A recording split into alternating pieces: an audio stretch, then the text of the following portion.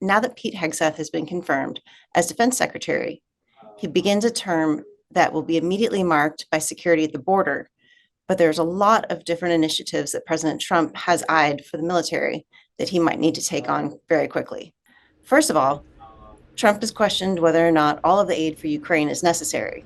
And the new administration is eyeballing that aid to see if it could be better spent or if it should be parsed out in a way that gets Ukraine to the negotiating table faster.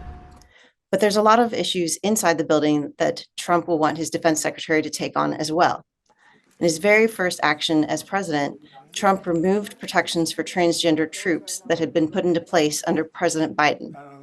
And it's expected that following that, Trump will again instate a ban on transgender troops from serving.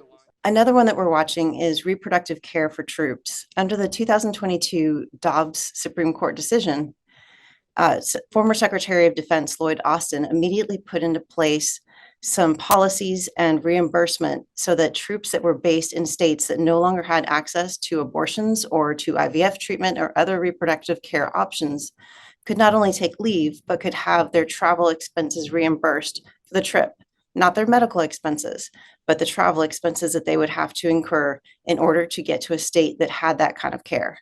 We've all been closely watching whether there'll be any policy changes to women in combat. Given Hegseth's initial comments about what he thought about women in combat, however, those views have seemed to evolve during his Senate confirmation hearing, and it's not clear whether he'll make any sort of sweeping policy changes as to the number of positions that women can serve in.